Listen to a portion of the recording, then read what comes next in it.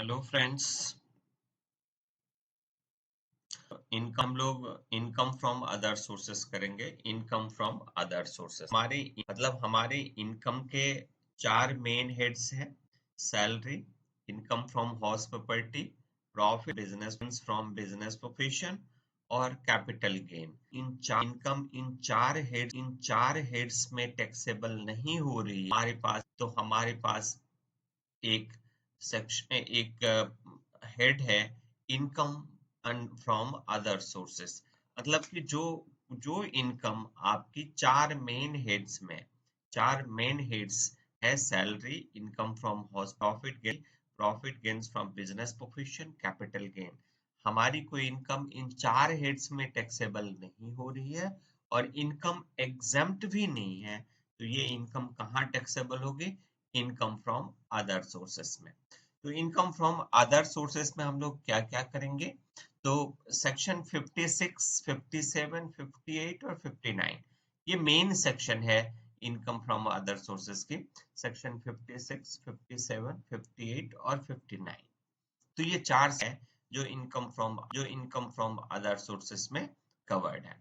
तो सबसे पहला सेक्शन पे आते हैं, सेक्शन 56 सबसेक्शन 1। सेक्शन 56 सबसेक्शन 1 कहता है ए सोर्स ऑफ इनकम, यानी इनकम के सोर्स जो एग्जेम्प्ट नहीं है और चार हेड्स में टैक्स नहीं हो रही है। यानी चार मेन हेड्स में कोई इनकम टैक्सेबल नहीं हो रही है और इनकम एग्जेम्प्ट भी नहीं है। तो हम कहाँ टैक्स देंगे? तो इनकम फ्रॉम अदर सोर्सेस के हेड में टैक्स देंगे। तो हो गया, मेन हेड्स हो गया।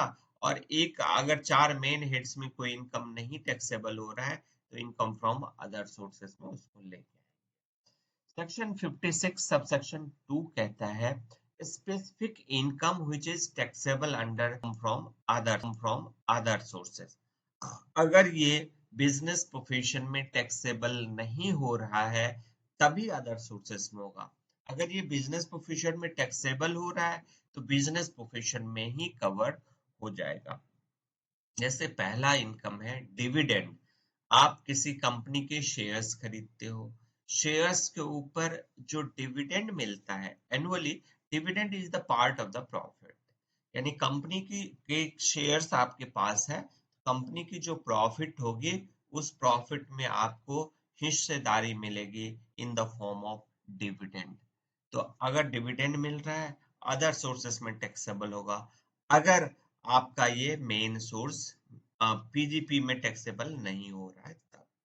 अगर पीजीपी में टैक्सेबल हो गया, कोई भी इनकम मेन हेड्स में टैक्सेबल हो गया तो अदर सोर्सेस में कभी नहीं आएगा। मेन हेड्स में टैक्सेबल नहीं होता तभी अदर सोर्सेस में आएगा। पहला डिविडेंड।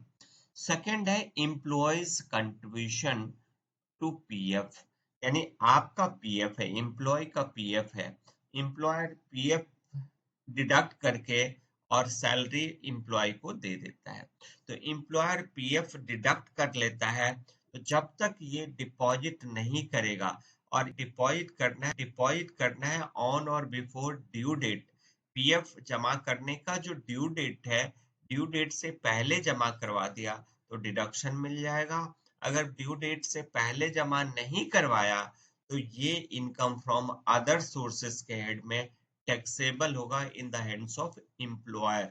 एम्प्लॉयर के हैंड में ये टैक्सेबल होगा as income from other sources. यानी आपके सैलरी से हमने पीएफ डिडक्ट कर लिया और जमा करवा दिया तो फिर टैक्सेबल नहीं होगा। आपके सैलरी से पीएफ डिडक्ट कर लिया और जमा नहीं करवाया ऑन और बिफोर ड्यू डेट तो ये अमाउंट एम्प्लॉयर के हैंड में टैक्सेबल होगा as income from other sources. ये सेकंड पॉइंट। थर्ड पॉइंट कहता है इंटरेस्ट ऑन सिक्योरिटीज। सिक्योरिटीज हमारा है शेयर्स, डिवेंचर्स, ये सिक्योरिटीज है। तो सिक्योरिटीज के ऊपर जो इंटरेस्ट है वो भी अदर सोर्सेस में टैक्सेबल होगा। उसके बाद फोर्थ पॉइंट कहता है इंटरेस्ट ऑन कंपनसेशन और इनहांस्ड कंपनसेशन। तो ये कंपनसेशन और इनहांस कंपनसेशन क्या है? कि आपकी कोई प्रॉपर्टी गवर्नमेंट एक्वायर कर लेती है, कंपल्सरीली एक्वायर कर लेती है, तो गवर्नमेंट उसके ऊपर कंपनसेशन देता है, क्योंकि आपकी प्रॉपर्टी गवर्नमेंट फ्री में नहीं लेगी। आपकी प्रॉपर्टी गवर्नमेंट एक्वायर करते हैं, जैसे रोड मेट्रो बनाने के लिए, मेट्रो बनाने के लिए, या किसी भी पर्पस के लिए प्रॉपर्टी, आपकी प्रॉपर्टी की जरूरत है, तो गवर्नमेंट आपकी प्रॉपर्टी एक्वायर करेगा अंडर कंपल्सरी, आपको और आपको कंपनसेशन मिलेगा। अगर खुश नहीं से आप खुश नहीं है, तो आप कोर्ट में जाइए, कोर्ट आपके कंपनसेशन को इनहांस करता है, तो इनहांस कंपनसेशन मिलेगा। कंपनसेशन और इनहांस कंपनसेशन टाइम पे नहीं देता गवर्नमेंट, तो उसके ऊपर इंटरेस्ट मिले, और ये इंटरेस्ट कहाँ टैक्सेबल होगा? इनकम फ्रॉम अदर सोर्सेस में। लेकिन इस इंटरेस्ट पे 50% का डिडक्शन मिलता है, कि जितना इंटरेस्ट मिलेगा उसका 50% टैक्सेबल हो जाएगा, 50% माफ हो जाएगा। उसके बाद फिफ्थ पॉइंट है sum received under the keyman insurance policy.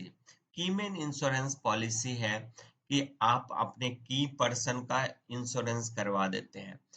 अगर कोई कंपनी अपने की पर्सन का इंश्योरेंस करवा देती है, जो मेन पर्सन है कंपनी की, उनका इंश्योरेंस हो जाता है, और इंश्योरेंस का क्लेम अगर कंपनी को मिलता है, तो ये टैक्सेबल होगा बिजनेस प्रोफेशन में।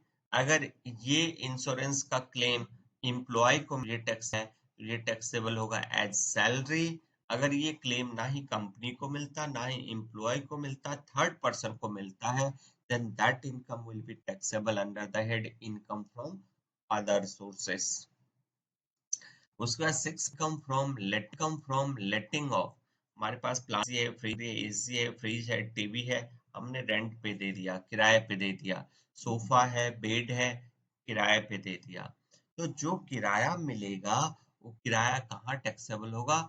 इनकम फ्रॉम अदर सोर्सेस में। अगर ये बिजनेस प्रोफेशन में टैक्सेबल नहीं हो रही, हमारा मेन बिजनेस है लेट आउट का, लेटिंग का, किराए पे देना, तो फिर बिजनेस प्रोफेशन में टैक्सेबल होगा। अगर बिजनेस प्रोफेशन में टैक्सेबल नहीं हो रहा है, तभी अदर सोर्सेस में टैक्सेबल होगा। Plant machinery furniture along with the building and to letting are not separable। कहता है कि बिल्डिंग के साथ फर्नीचर, फिक्सचर और प्लांट मशीनरी देते हैं, जिसको हम अलग नहीं कर सकते, तो ये टैक्सेबल होगा इनकम फ्रॉम अदर सोर्सेस में, अगर बिजनेस प्रोफेशन में टैक्सेबल नहीं हो रही है तो।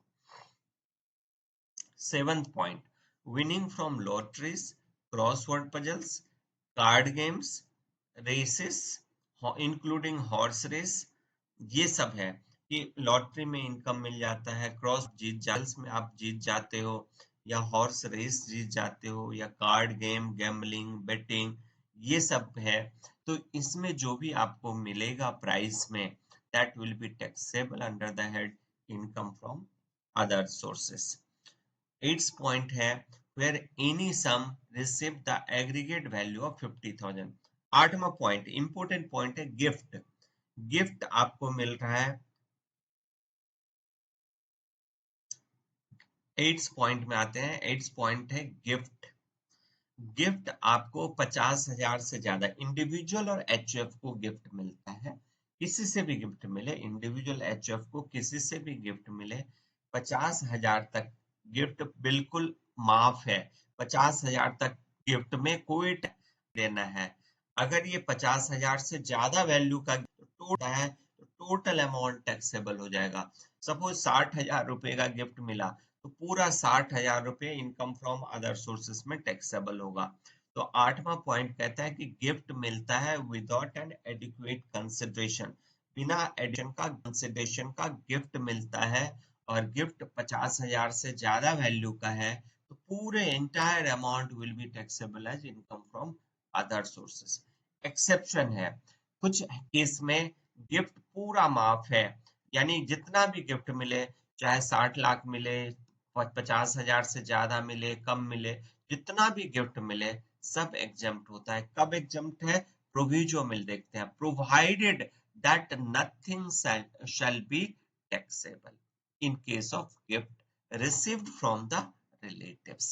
यानी रिलेटिव से गिफ्ट मिलता है तो ये टैक्सेबल नहीं होगा, किसी के लिए टैक्सेबल नहीं होगा। रिलेटिव का मतलब क्या है, एक्सप्लेनेशन में दिया हुआ है, हम लोग अभी डिस्कस का मतलब रिलेटिव्स का मतलब क्या है।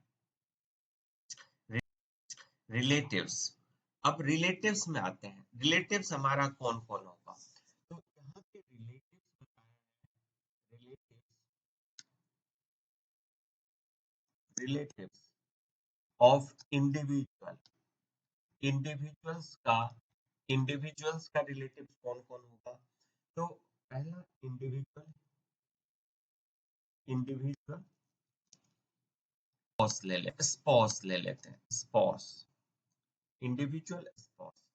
इंडिविजुअल के केस में इंडिविजुअल के brother sister, brother sister, spouse के ब्रदर सिस्टर, यानी इंडिविजुअल का रिलेटिव हम क्या कर रहे हैं, इंडिविजुअल का रिलेटिव कौन कौन हो सकता है, तो इंडिविजुअल्स का ब्रदर सिस्टर और स्पॉस का भी ब्रदर सिस्टर। इंडिविजुअल का रिलेटिव स्पॉस के ब्रदर सिस्टर भी है। उसके बाद इंडिविजुअल्स, नेक्स्ट ले लेते हैं और स्पॉस, तो इंडिविजुअल के ब्रदर स्पॉस के भी ब्रदर, इंडिविजुअल के मदर फादर और स्पॉस के भी मदर फादर, मदर के, तो इंडिविजुअल के मदर के ब्रदर सिस्टर और फादर के भी ब्रदर सिस्टर। अब देखो, इंडिविजुअल का ब्रदर सिस्टर, इंडिविजुअल के पेरेंट्स और इंडिविजुअल्स के पेरेंट्स के ब्रदर सिस्टर और स्पॉस के ब्रदर सिस्टर और स्पॉस के मदर फादर। अब इन दोनों का, इंडिविजुअल और स्पॉस दोनों का lineal descendant, lineal descendant, descendant, और इन दोनों का, इंडिविजुअल का लीनियल और स्पॉस का भी लीनियल असेंडेंट। डिसेंडेंट का मतलब है स्पॉस के पेरेंट्स, उनके पेरेंट्स, उनके पेरेंट्स, ये असेंडेंट्स हो गया, इनके बच्चे, उनके बच्चे, उनके बच्चे, दैट इज डिसेंडेंट। तो इंडिविजुअल के असेंडेंट डिसेंडेंट, स्पॉस के असेंडेंट डिसेंडेंट, ये हो गया। और इन सब का, जितने भी हैं यहाँ पे, इन सब का स्पॉस, इन सब का स्पॉस, ये भी, ये हमारा रिलेटिव्स है। रिलेटिव्स का मतलब ये है, इंडिविजुअल के केस में ब्रदर सिस्टर, स्पॉस के केस में भी ब्रदर सिस्टर, इंडिविजुअल के केस में मदर फादर और स्पॉस के केस में मदर फादर।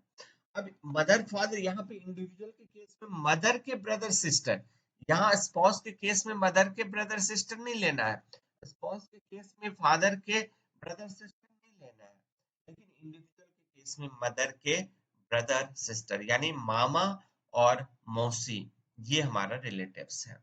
और मामा रिलेटिव्स है तो मामा के स्पॉस मामी भी रिलेटिव्स है, मौसी हमारे रिलेटिव्स हैं तो मौसी के स्पॉस मौसा जी भी हमारे रिलेटिव्स हैं। फादर के ब्रदर सिस्टर, यानी बुआ जी हमारे रिलेटिव्स हैं, चाचा, चाचा भी हमारे रिलेटिव्स हैं, तौजे भी हमारे रिलेटिव्स हैं। अब चाचा रिलेटिव्स हैं तो चाचे भी रिलेटिव्स होंगे होंगे, हमारी बुआ जी रिलेटिव्स हैं, फूफा जी भी रिलेटिव्स होंगे, तो ये हमारे रिलेटिव्स हैं। तो ये रिलेटिव्स का डेफिनेशन है। तो इन रिलेटिव्स से हमें जो भी गिफ्ट मिल जाए, जो भी गिफ्ट मिले, पूरा गिफ्ट माफ है, दोनों का lineal lineal ascendant, lineal ascendant descendant, दोनों का, एसेंडेंट इंडिविजुअल का भी और स्पॉस का भी, स्पॉस के पेरेंट्स, उनके पेरेंट्स, उनके पेरेंट्स, इंडिविजुअल का पेरेंट्स, उनके पेरेंट्स, उनके पेरेंट्स, और इंडिविजुअल के पेरेंट्स का ब्रदर सिस्टर भी लेना है। तो ये रिलेटिव्स है। तो सेक्शन 56 कहता है कि रिलेटिव से जो भी गिफ्ट मिलेगा वो गिफ्ट हमारा टैक्स फ्री होगा। तो पहला पॉइंट है गिफ्ट फ्रॉम रिलेटिव का, एट का प्रोविजो का point number A, gift from relative. Second, gift on occasion of marriage के टाइम, शादी के टाइम पे जो भी गिफ्ट मिल जाए, शादी के टाइम पे जो भी गिफ्ट मिले, सिर्फ शादी के टाइम पे किसको, दूल्हे और दुल्हन को, शादी और दुल्हन को जो भी गिफ्ट मिलेगी सारा, चाहे वैल्यू 10 लाख हो, 50 लाख हो, 1 करोड़ हो, gift on the occasion of marriage है। गिफ्ट अंडर ए विल, यानी वसीयत, यानी हमने अपना वसीयत किसी को दे देते हैं, तो वो टैक्सेबल नहीं होगा। अगर आपको कोई प्रॉपर्टी बाय विल मिल रही है तो वो भी टैक्सेबल नहीं होगा। या इनहेरिटेंस है, मतलब कि आपके पेरेंट्स हैं, उनके पेरेंट्स हैं, तो पेरेंट्स से बच्चे को मिलता है प्रॉपर्टी इनहेरिटेंस में, वो भी टैक्सेबल नहीं है। Gift in contemplation of death of the pair और डोनर, यानी डोनर और पेयर की डेथ को डेथ को एप्रीहेंड करने के लिए, एप्रिसिएट करने के लिए, सपोज क्रिटिकल डिजीज है, उसका डेथ तय है 6 महीने साल भर में, उसका डेथ तय है, तो उस केस में हम क्या करते हैं, डेथ से पहले वो अपना प्रॉपर्टी किसी को भी दे सकता है इन कंटेम्पलेशन टू डेथ। तो in contemplation of death of the donor और द पेयर, तो उस केस में जब तक वो जिंदा रहेगा तब तक उसकी प्रॉपर्टी होगी, मरने के बाद जिसको डोनेट किया है उसकी होगी, तो वो भी टैक्सेबल नहीं होगा।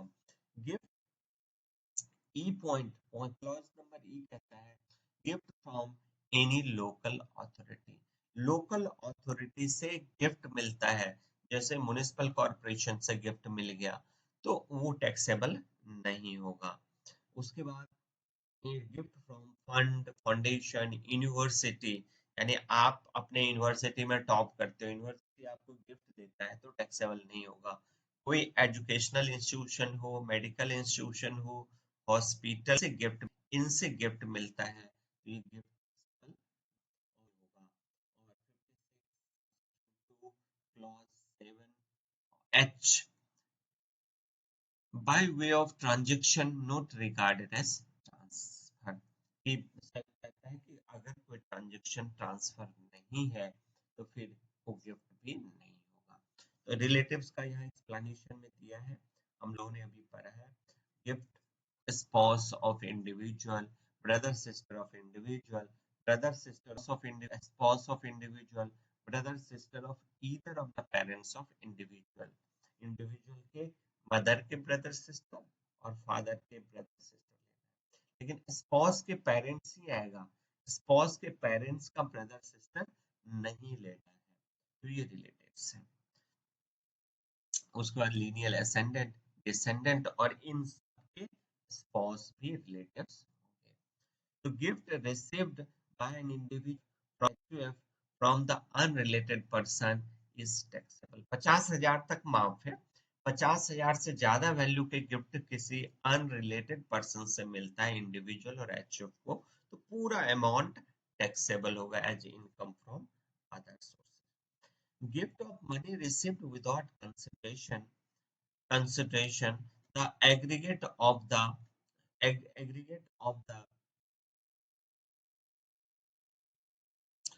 of which 50,000, मतलब मनी में गिफ्ट मिलता है, 50,000 से ज्यादा मिल गया, पूरा टैक्सेबल होगा। Gift in the form of immovable property में गिफ्ट मिलता है, तो अगर इमूवेबल प्रॉपर्टी के केस में तो स्टाम्प ड्यूटी वैल्यू, कि उस प्रॉपर्टी का आज रजिस्ट्री करवाएं तो हमें स्टाम्प ड्यूटी किस वैल्यू पे देना पड़ता है, तो स्टाम्प ड्यूटी वैल्यू 50,000 से ज्यादा है तो entire amount shall be treated as gift, और इनकम फ्रॉम अदर सोर्सेस में टैक्सेबल होगा।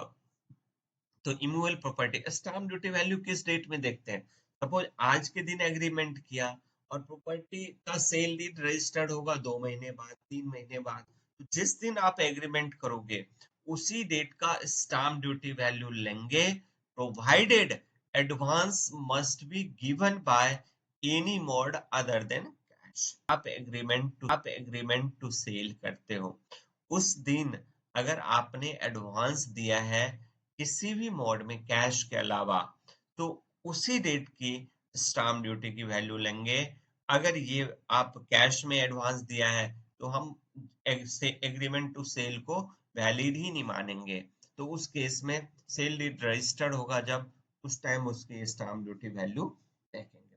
तो ये कहता है इमूवेबल प्रॉपर्टी के केस में stamp duty value without consideration है। तो अगर कंसिडरेशन है तो स्टाम्प ड्यूटी वैल्यू से कंसिडरेशन माइनस करेंगे, जो बचेगा वो टैक्सेबल होगा as income from other sources. Suppose एक एक इमूवेबल प्रॉपर्टी है, उसकी स्टाम्प ड्यूटी वैल्यू है 50 लाख की, और वो ये प्रॉपर्टी हम 10 लाख में ही ट्रांसफर करते हैं।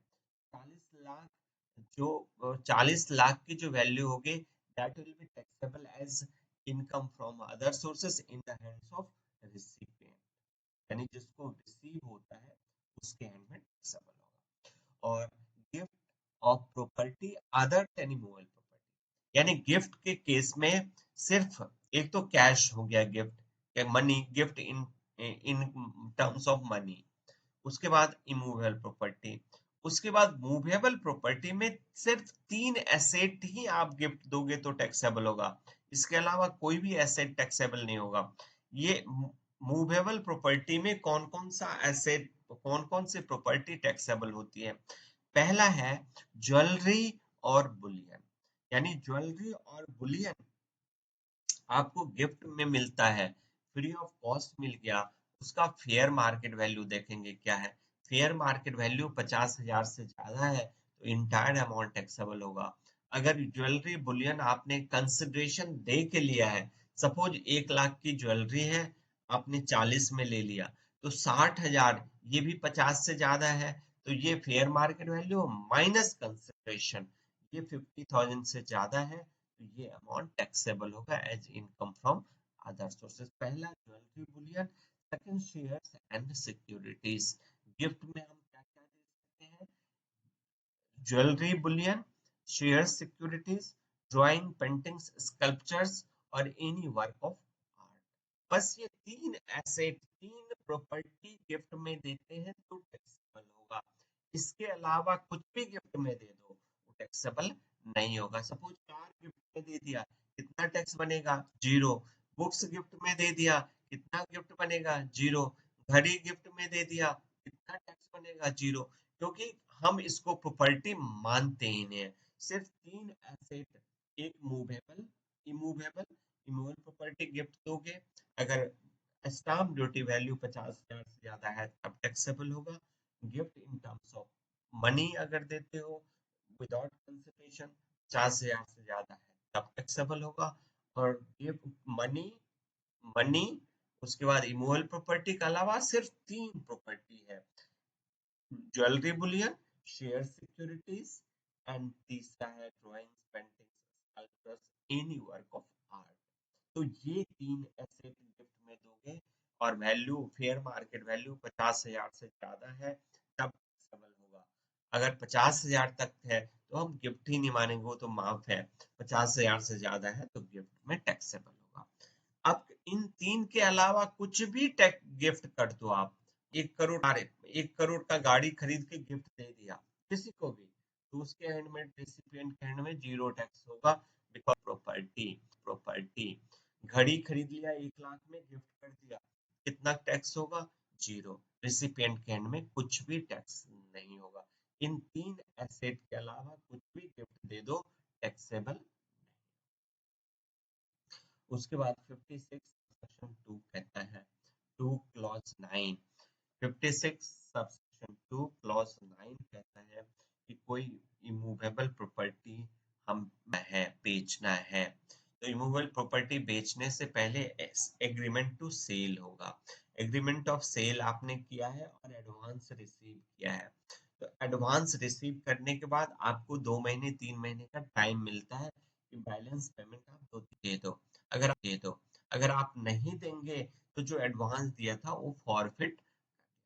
तो कोई भी प्रॉपर्टी आप बेचते हैं तो बेचने से पहले निगोशिएशन होता है, निगोशिएशन के बाद आप एडवांस देते हैं, एडवांस देने के बाद बैलेंस पेमेंट के लिए आप कुछ टाइम मांग लेते हैं। तो जितना टाइम आपने मांगा है उतने टाइम में आपने बैलेंस पेमेंट नहीं किया तो आपका बैलेंस पेमेंट नहीं किया तो आपका एडवांस फॉरफिट होगा। आपका एडवांस जो फॉरफिट उसके हैंड में ये टैक्सेबल होगा as income from other sources. ये टैक्सेबल होगा as income from other sources. और उसके बाद आते हैं हम लोग other income taxable under this head. मतलब कुछ और जो इस हेड में टैक्सेबल होगा। जैसे income from subletting of house property, मैंने आपका घर मैंने लिया और मैंने भी रेंट पे लगा दिया, तो मेरे हैंड में ये अदर सोर्सेस में टैक्सेबल होगा, because I am not the owner of that house property. House property के लिए कंडीशन है घर का मालिक होना जरूरी है। घर का मालिक नहीं है तो अदर सोर्सेस में टैक्सेबल होगा। मतलब आप मालिक है तो आपसे मैंने रेंट पे लिया तो आपके हैंड में हाउस प्रॉपर्टी में टैक्सेबल होगा। मैंने इसको सबलेट कर दिया तो मेरे हैंड में ये अदर सोर्सेस में टैक्सेबल होगा। कैजुअल इनकम, कोई भी कैजुअल इनकम है, लॉटरी, गैम्बलिंग, बेटिंग, जो भी कैजुअल इनकम है अदर सोर्सेस में टैक्सेबल होगा। इंश्योरेंस कमीशन, कहाँ टैक्सेबल होगा? इनकम फ्रॉम अदर सोर्सेस पे। Family pension, and gratuity received by the लियर। फैमिली पेंशन के केस में ये फैमिली एम्प्लॉय यानी एम्प्लॉय का डेथ हो गया, उसके फैमिली को पेंशन मिलता है तो इनकम फ्रॉम अदर सोर्सेस में टैक्सेबल होगा। लेकिन उसमें एक डिडक्शन मिलता है 1/3 ऑफ द सैलरी और 15,000 whichever is lower। यानी जो भी अगर फैमिली पेंशन मिलता है, फैमिली पेंशन के लिए एग्जम्पशन है 1/3 ऑफ पेंशन। जिनका पेंशन है 1/3 यानी 30,000 और 15,000 whichever is lower यानी 15,000 का एग्जम्पशन मिल जाए तो family pension. Directors sitting fees, board of directors में डायरेक्टर्स मीटिंग अटेंड करता है। तो बोर्ड ऑफ डायरेक्टर्स में डायरेक्टर्स बैठता है not in the capacity of employ but in the capacity of third person as a professional. उसके लिए sitting fees लेता है। बोर्ड ऑफ डायरेक्टर्स को जो सिटिंग फीस मिलता है फॉर अटेंडिंग बोर्ड मीटिंग, उसके एंड में ये कहाँ टैक्सेबल होगा? इनकम फ्रॉम अदर सोर्सेस पे। Interest on deposits, loan, securities of foreign government etc. Remuneration received by the member of parliament यानी एमपी को, एमएलए को जो सैलरी मिलती है वो सैलरी में टैक्सेबल नहीं होगा या अदर सोर्सेस में टैक्सेबल होगा। आपके एमपी, आपके एमएलए को जो भी सैलरी मिलता है that will be taxable under the head income from other sources, because there is no employer employer relationship between the MP and government, MLA, यानी गवर्नमेंट और एमपी एमएलए के बीच में एम्प्लॉय एम्प्लॉयर रिलेशनशिप नहीं है, इसीलिए ये टैक्सेबल होगा income from other sources. उसके बाद है एग्जामिनरशिप फीस रिसीव्ड बाय द, जैसे मैं चार्टर अकाउंटेंट हूँ और सीए में जो स्टूडेंट एग्जाम देते हैं उनके एग्जाम के पेपर हम चेक करते हैं तो हमें एक रेमुनरेशन मिलता है तो ये टैक्सेबल होगा as other sources. Received as examinership. Interest on URPF, unrecognised provident fund में आपने कंट्रीब्यूशन दिया है, ऑन मैच्योरिटी आपको अनरिकॉग्नाइज्ड प्रोविडेंट फंड से पैसे मिलता है वापस, तो उस पे जो इंटरेस्ट एक्यूमुलेट हुआ है वो अदर सोर्सेस में टैक्सेबल होगा। रेंट ऑन वैकेंट लैंड, यानी खाली लैंड है उसको रेंट पे दे दिया तो इनकम फ्रॉम अदर सोर्सेस में टैक्सेबल होगा।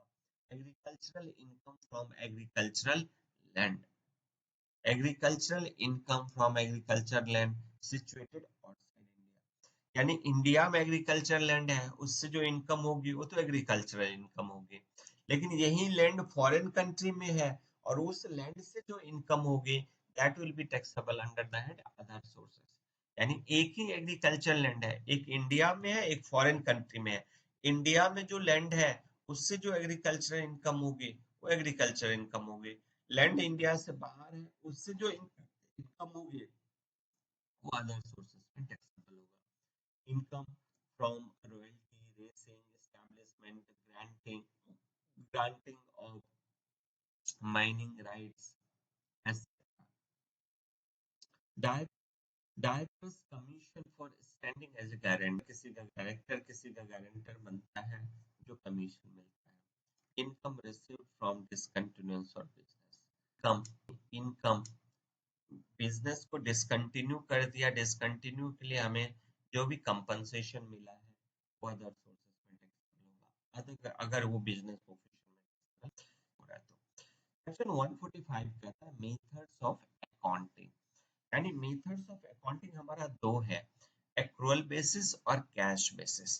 तो मेथड्स ऑफ अकाउंटिंग हमारी दो इनकम पे एप्लीकेबल होता है, profit gains from business profession और इनकम फ्रॉम अदर सोर्सेस। ये दो इनकम है, इसके लिए हमारे मेथड्स ऑफ अकाउंटिंग दो है, एक्रूअल बेसिस और कैश बेसिस, मर्केंटाइल सिस्टम और कैश सिस्टम ऑफ अकाउंटिंग। ये 145 कहता है कि income chargeable under the head income from other sources is to be computed in accordance with the method of accounting regularly employed by the SSC, यानी regularly जो आप follow कर रहे हो मेथड्स, उस मेथड से बुक्स मेंटेन करो। उसके बाद अब आते हैं डिविडेंड, डीम डिविडेंड। डिविडेंड तो आपको पता है डिविडेंड क्या है, कि आपने किसी कंपनी के शेयर्स खरीदा है तो उस कंपनी के प्रॉफिट में आपको शेयर मिलेगा, जितना शेयर है उस प्रोपोर्शनेट में, दैट इज द डिविडेंड, यानी कंपनी के प्रॉफिट में जो शेयर मिलता है वो डिविडेंड कहलाता है। और dividend, deem dividend to section 2 clause 22, section 2 clause 22 में डीम डिविडेंड मतलब कि हम डिविडेंड नहीं है फिर भी हम मानते हैं ये डिविडेंड है। क्या है dividend? Includes to the extent of accumulated profit whether capitalized or not, यानी accumulated profit को आपने कैपिटलाइज किया है या नहीं किया है, it does not matter, it does not matter, ये मैटर। पहला पॉइंट है any distribution by company if such distribution reduces company's asset, यानी हम एसेट की वैल्यू को कम करके शेयर होल्डर्स को पैसे दे देते हैं, तो ये शेयर होल्डर्स के हैंड में क्या होगा, डीम्ड डिविडेंड, शेयर होल्डर्स के लिए deemed dividend. Distribution of debentures, distribution of, अब इक्विटी शेयर होल्डर्स हैं उनको डिवेंचर दे देते हैं, उनको प्रेफरेंस शेयर दे देते हैं, उनको डिपॉजिट सर्टिफिकेट दे देते हैं, या प्रेफरेंस शेयर होल्डर्स को बोनस शेयर्स दे देते हैं। तो दोनों केस है कि डिस्ट्रीब्यूशन ऑफ डिवेंचर और deposit certificate to the share holders और bonus shares to the preference share holders. Preference share holders को बोनस शेयर्स दे दिया, तो ये प्रेफरेंस शेयर होल्डर्स के हैंड में बोनस शेयर्स होगा डीम्ड डिविडेंड। और बोनस प्रेफरेंस शेयर होल्डर्स के अलावा कोई भी शेयर होल्डर्स है जिसको डिपॉजिट सर्टिफिकेट मिलता है या डिवेंचर मिलता है, तो ये टैक्सेबल होगा as income from other sources under the head deemed dividend. Distribution of accumulated profit at the time of liquidation except to the preference shareholders, except to the preference shareholders में कहता है कि distribution of accumulated profit, यानी company की profit है, accumulate है, company liquidate होती है तो शेयर होल्डर्स को बांट देते हैं, except preference share holders, preference share holders को नहीं देते, पहले इक्विटी शेयर होल्डर्स को देते हैं, तो ये होगा deemed distribution of accumulated profit at the time of liquidation.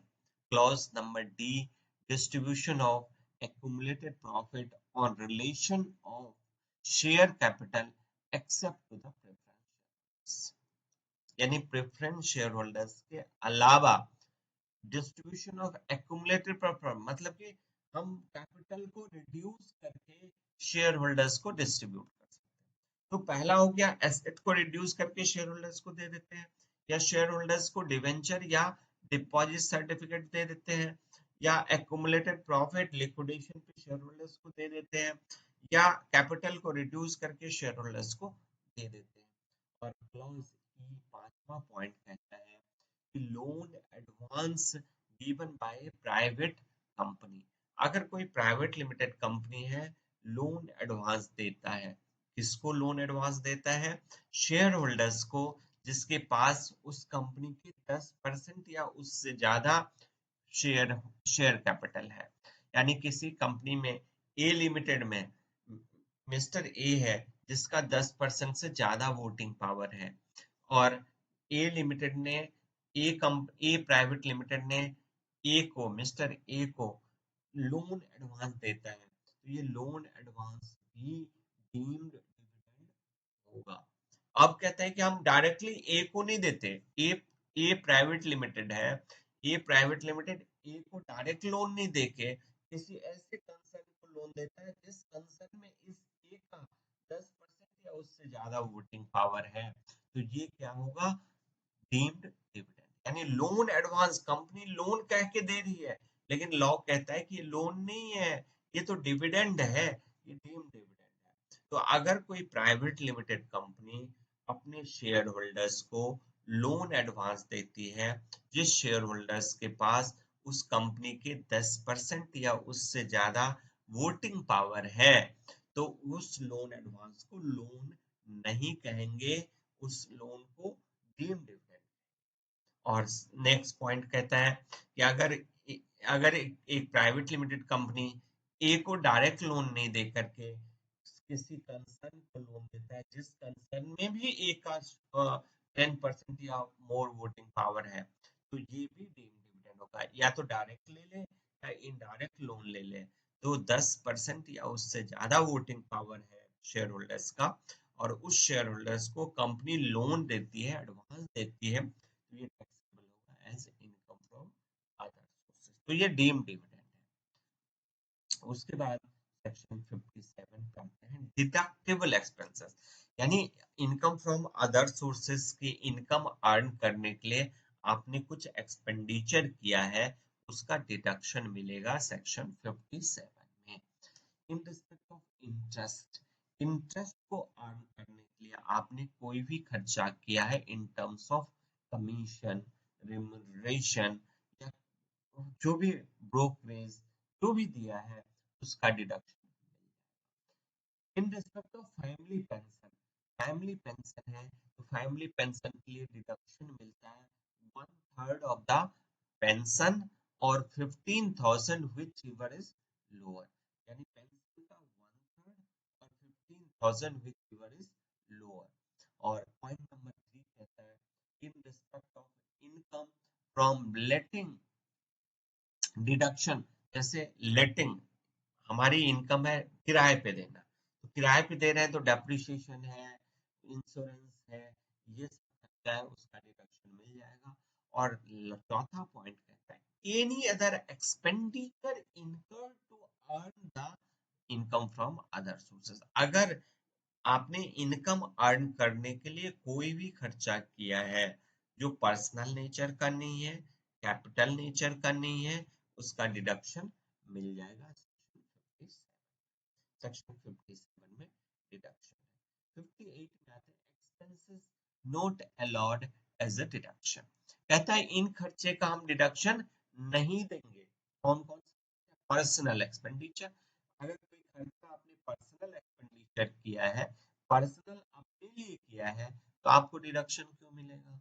Interest salary paid outside India, India से बाहर आपने इंटरेस्ट पे किया है, इंडिया से बाहर आपने सैलरी पे किया है जिस पे आपने टीडीएस डिडक्ट ही नहीं किया, तो इंडिया से बाहर पेमेंट करोगे विदाउट डिडक्शन ऑफ टीडीएस, तो हम डिडक्शन आपको नहीं देंगे। एक्सपेंडिचर यानी स्पेसिफाइड पर्सन को आपने एक्सेसिव और अनरीजनेबल पेमेंट करोगे तो डिडक्शन नहीं मिलेगा, और कैश पेमेंट 10,000 से ज्यादा करोगे तब भी डिडक्शन नहीं मिलेगा। और 30% tax of any payable resident of TDS, मतलब कि कोई रेजिडेंट को आपने पे किया है और उस पे टैक्स नहीं काटा है, तो जितना पेमेंट करोगे उसका 30% का डिडक्शन नहीं मिलेगा। 30% of any sum payable to the resident on which TDS deductible but not deducted. और इनकम टैक्स पेड, यानी आपने इनकम टैक्स पे किया है तो उसका भी डिडक्शन नहीं मिलेगा। और any expenditure allowance allowance in connection with the winning from lottery, यानी लॉटरी इनकम, रेस हॉर्स के इनकम, रेस हॉर्स की इनकम, ये सब जनरेट करने के लिए आपने कोई भी खर्चा किया है उसका डिडक्शन नहीं मिलेगा। तो सेक्शन 58 कहता है इन 6 खर्चे का डिडक्शन हम नहीं देंगे। इसके अलावा कोई भी खर्चा है जो income from other sources earn करने के लिए आपने किया है तो उसका डिडक्शन। विनिंग फ्रॉम लॉटरीज कहता है कि lottery income, winning from lotteries, cross puzzles, races including horse races, card games, gambling, betting, इन सब इनकम को अर्न करने के लिए अगर आपने पेमेंट किया है कोई डिडक्शन नहीं मिलेगा। कंपटीशन ऑफ टैक्स, यानी इस पे टैक्स कट जाता है 30%। अगर 10,000 से ज्यादा आपका मतलब विनिंग विनिंग अमाउंट 10,000 से ज्यादा है तो 10-30% का टैक्स कट जाएगा। 1 लाख का आपने लॉटरी में प्राइस जीत लेते हो तो 30% टैक्स कट जाएगा, 70,000 आपको मिलेगा। सेक्शन 59 है deemed income chargeable to tax. Section 59 कहता है कोई भी खर्चा जिसका आपने डिडक्शन क्लेम कर लिया है, डिडक्शन क्लेम करने के बाद उस खर्चे की रिकवरी हो जाती है तो that amount will be taxable under the head income from other sources under section 59। तो इसको पढ़ते हैं। Provisions of section 41(1) are made applicable so far as may be to the computation of income under this head. Accordingly, where an allowance or deduction has been made in the assessment for any year in respect of loss expenditure, यानी कोई भी खर्चा जिसका deduction ले लिया है कभी भी रिकवरी होगा, टैक्सेबल होगा। सेक्शन 10 सबसेक्शन 15 में कहता है ये इंटरेस्ट एग्जेम्प्ट है। Interest on the following notified bonds और certificates is exempt. National defence gold bond, national defence gold bond पे जो इंटरेस्ट मिलता है वो एग्जेम्प्ट है। National plan saving scheme NSS पे जो भी इंटरेस्ट मिलता है वो एग्जेम्प्ट है। स्पेशल बियरर बॉन्ड पे जो इंटरेस्ट मिलता है वो माफ है। Post postal order postal order post office post office saving bank account, post office saving bank account पे 3500 का डिडक्शन मिलता है। ज्वाइंट अकाउंट है तो 7,000 का डिडक्शन मिलता है। Interest on notified relief bond, notified relief bond के ऊपर इंटरेस्ट मिलता है वो भी माफ है। Interest on capital investment bond, capital investment bond पे जो इंटरेस्ट मिलता है वो भी एग्जम्प्ट है। interest on notified bonds or debentures of public sector company or local authority, interest on public provident fund PPF, ये भी माफ है। और सेक्शन 14 सेक्शन ए कहता है कि अगर कोई खर्चा एग्जेम्प्ट है, एग्जेम्प्टेड इनकम अर्न करने के लिए आपने जो खर्चा किया है उसका डिडक्शन नहीं मिलेगा। There is no deduction of any expenditure incurred to earn the exempted। और अब बॉन्ड वॉशिंग ट्रांजेक्शन क्या है? बॉन्ड वॉशिंग ट्रांजेक्शन है कि कोई शेयर और सिक्योरिटीज आपके पास है, आपके पास शेयर्स और सिक्योरिटीज है और आपको पता है कि इसका ड्यू डेट क्या है इंटरेस्ट का, सिक्योरिटीज का इंटरेस्ट का ड्यू डेट आपको पता है। ड्यू डेट से पहले आप उस सिक्योरिटीज को ट्रांसफर कर देते हो किसी को और इंटरेस्ट जब उसको मिल जाता है तो उसके बाद फिर वापस ले लेते हो। इसका मतलब ट्रांसफर का पर्पस आपका नहीं था, आपका पर्पस था इंटरेस्ट हम डाइवर्ट करें किसी और के हैंड में, क्योंकि आपके हैंड में है तो 30% पे टैक्सेबल हो सकता है, किसी और के हैंड में चला गया तो एग्जेम्प्ट भी हो सकता है। तो इसीलिए आप चाहते हो कि हम अपने इंटरेस्ट को डाइवर्ट कर दो। तो अगर आप ऐसा करते हो तो this transaction will be treated as bond washing transaction और ये इनकम टैक्सेबल होगा। ये जो इंटरेस्ट आपने डाइवर्ट किया है वो ट्रांसफेरर के हैंड में टैक्सेबल होगा, जो ट्रांसफर किया है उसके एंड में टैक्सेबल होगा। तो ये हमारा इनकम फ्रॉम अदर सोर्सेस है। Okay, thank you.